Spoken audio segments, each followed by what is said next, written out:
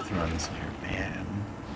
Which is why we were talking Gene Wolfe last time. The character Severian from Book of the New Sun is a boy who grows up in a torturer's academy and then messes things up and gets kicked out of torturer's academy.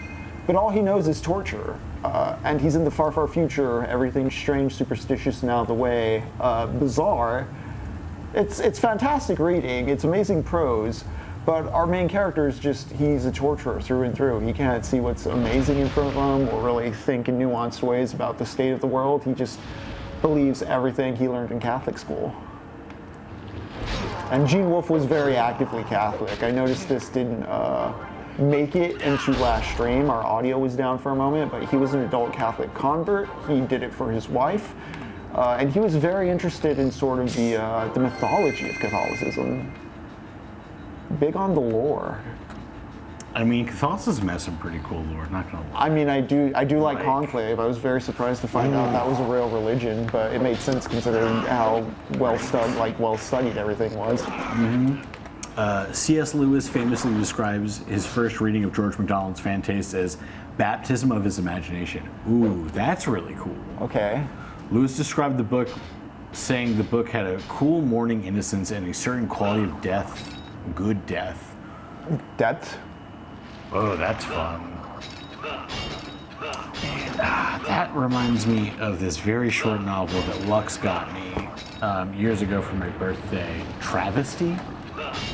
Travesty? Who was it by? Do you remember? I cannot remember the name of the author, but it is a short story, and it is from the perspective of a husband who has kidnapped his wife, his daughter, and the lover of both of them, and is racing to his death, or to all their death in his fancy sports car. And it's this like, oh, he's just like having a cruise with his family house. Very cool metaphor. And he's like talking about everything that's happening. You know, he's describing the death that they're about to have while like innocently talking about like how he figured out what was going the family on at all costs. Oh, it's so good. Just like, you know, it's really interesting book, Travesty. I'm going to look it up really quick. But find that author. That sounds really dope. Yeah. Do you have it on you by chance, or is it up on yourself? I do have it somewhere. I think I loaned it to Gabby, and so she should have it really easy. But man, cannot recommend that book enough. Yeah, Lux recommends good books. He really does. And really absurd stuff too. Like, that was really fun. I really like weird. I've heard a lot of good about Between Two Fires. I have a copy sitting on the shelf. I want to read it in tangent with some. Maybe when I get more to like a Souls block, we can talk about it. Oh, gotcha. Yeah. That would. Because there's some stuff I want to incorporate here, but it's more darker or realist, like medieval literature, less fantasy. Although, to bring it up, last time we were here, we were talking Lord Dunsany. The Fortress Unvanquishable, save for Sacnoth. I must once again tell you, please seek it out. It is free on the internet. Ooh, yeah, let's take that shit. The book Travesty by John Hawkes. I'll put this in chat as well. Cool, yeah, share that with the chat. Yeah, and also, I mean, I'll share an Amazon link just so people have a thing to it, but, you know, get it at a local bookstore. But it's really, if anything, is there like a wiki? Ooh, girl, I like that. John Hawkes, American novelist. Oh, there's so many ghosts right now, just stealing my fairies. G. Hamill's memo. Can you remember the last game you were excited to come out? Man, honestly, I haven't played it. Yeah, Death Stranding 2. Oh, that reminds me. I'm thinking we've been getting some rumblings from our. Would you describe them as bosses? I don't know. The people in charge. Yeah. People in charge. We're getting some mutterings that we need to play modern games. So I was actually thinking of Death Stranding 2. That might be a fun thing to pair with Octavia Butler's Parable of the Sower. Chat, let me know how you feel about that. Because, yeah, Parable of the Sower, Parable of the Talents. I think they would pair really well with kind of Death Stranding's aims. I really loved Death Stranding 1. Death Stranding 2 seems like it's going to be a good time. I'm pretty ride or die for Kojima. Oh yeah, I haven't played it yet, but I really want to play the new Indiana Jones game. Okay. I'm really just waiting because I don't want to pay $70 for a video game. True. Truly how I do feel. want to play Elden Ring Night Rain, although I'm not sure how flexible I'll be able to keep a multiplayer schedule. That might be something we can organize with our friends. The stick that became a rope. Yeah.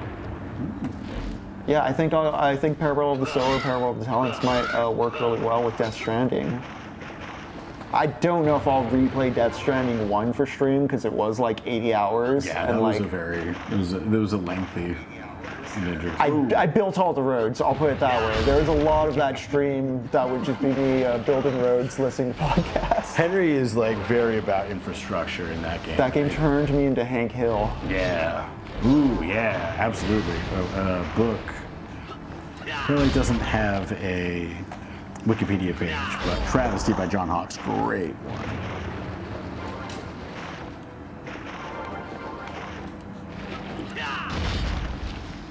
Just desecrating these graves. I guess they're already waterlogged. Just slaying these ghosts. Right. Which, to just kind of reiterate, because we brought up Philip K. Dick last episode, Let the dog out. there's sort of a through line we're going with this idea of ghosts as memes, mimetic ideas, concepts, things beyond the flesh that we pass down from generation to generation, ideas. His book Ubik, We Are Guided by Ghosts, is sort of its main conceit. Three Stigmata Palmer Eldritch is about a man who sort of becomes a phantom, a mimetic evil of sorts. You can check out our previous show for more on that.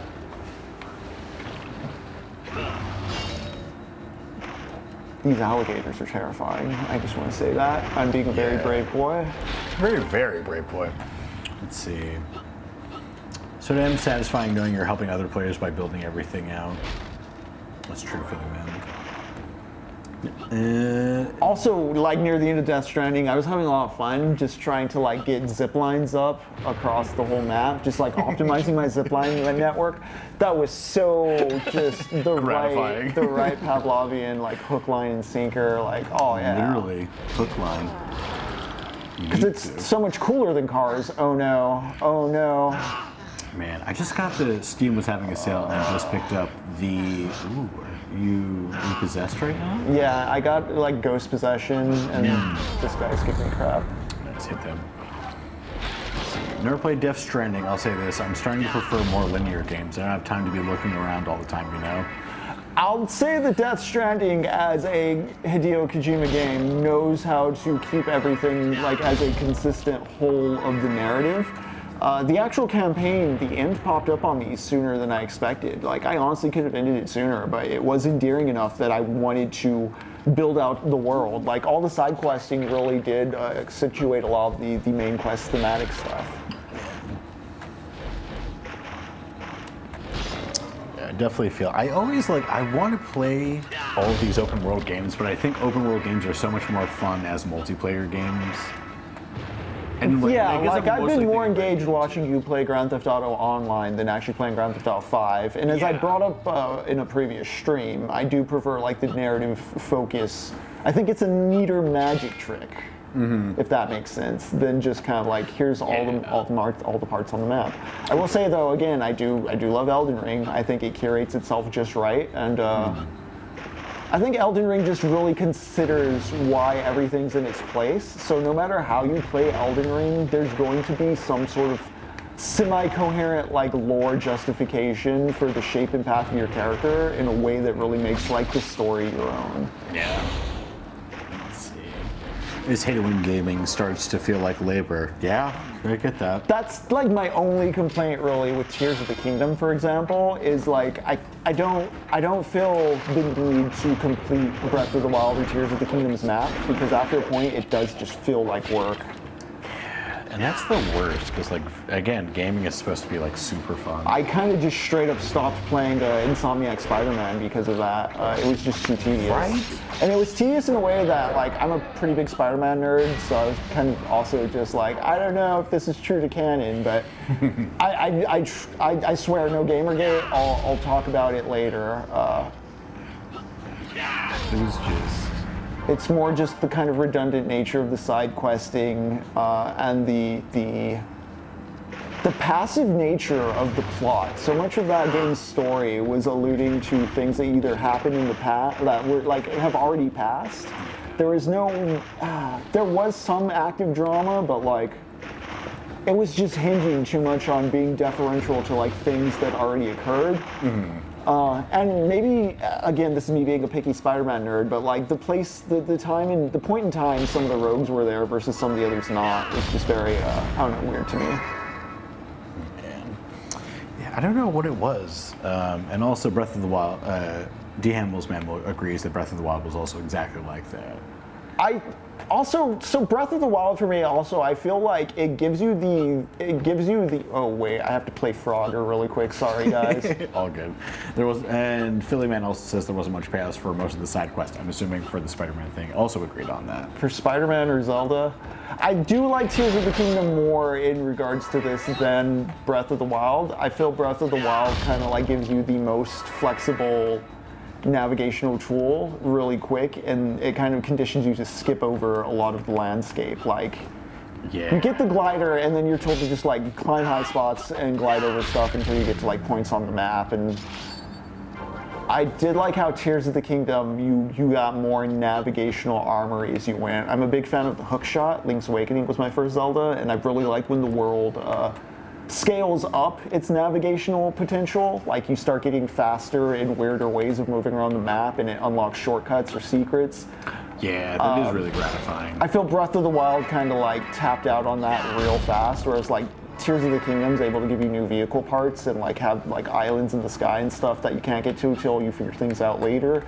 That kind of reintroduces that element back into it that I felt Breath was missing. I mean, see, Zelda games have conditioned me into like wanting like a specific thing that feels like Zelda to me. Yeah. I know there are people where Breath of the Wild's their like first or only Zelda they're interested in, and I mean, totally valid. It is still like a game. I did play all of Breath of the Wild to completion. What up? Hi, Tally. Tally is here, and Tally's mom is off camera as well. Tally's secretly hidden. We're going to squeeze her real quick. We're off like a trophy fish. We're just showing dogs to the internet. Welcome to TechnoPoverty. We love it. We love dogs. We hope your Monday is going well. Oh, Barney's also excited. Yeah. I know. Everyone's very excited. These skeletons. Yeah. Oh man. I felt like the puzzles in Breath of the Wild were really easy to figure out, so when it came to doing them, it just felt tedious and in the way. Yes, I did not like how in Breath of the Wild you were given all these like navigational tools and like ways to be creative in the overworld, and then none of that was in the dungeon. Like, Wait, really? it felt the antithesis of like what the game wanted you to like learn and experiment with, when it just stripped everything away and made like these really, you know, test one of 4 special options out within this dungeon. I really love the way Tears of the Kingdom improved that. The dungeons actually made use of like the vehicle navigation and didn't like strip you down. Did seem fun though. I heard people were trying to get it playing on the Steam Deck, and I was very curious about I also just liked how Tears of the Kingdom, for instance, had more just monsters on the map. The Gleeoks, great both reference to the NES game, but also like terrifying. Yeah. I was watching a niece play Wind Waker the other day, and it made me miss a more traditional Zelda game. Yeah, Wind Waker is also like peak narrative video game storytelling. Not just like Zelda, but just like all video games. Yeah, gaming in general.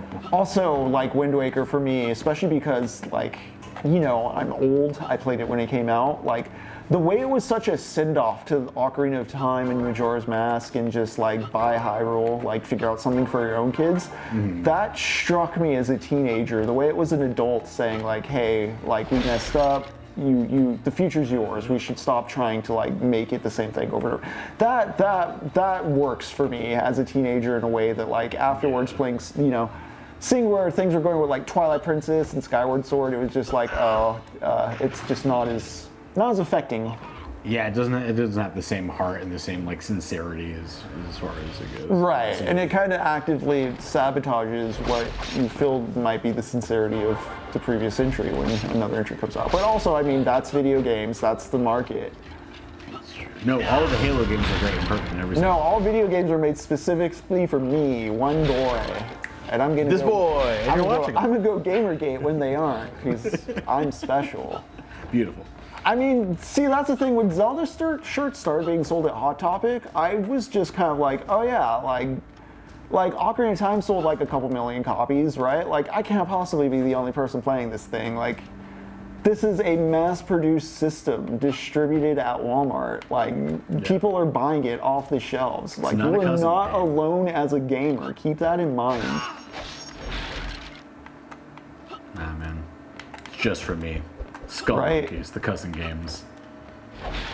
Little nothings here and there. Let's see. Loved Wind Waker's ending, but man, the Tingle missions were rough. And the HD release on the Wii U fixed that, but then also kind of removed the cel-shaded art a little. Yeah, my favorite way of playing it is actually like there's an HD patch for the GameCube version you can apply in Dolphin, and it looks very nice. Interesting. Man, I've been dying a bit, but I've also been, I'm pretty stacked on death coins. Yeah, I just realized how old I am because I was like, man, the first time I played like a GameCube was on a road trip down to Florida, and it was in a McDonald's. I remember that, yeah. The little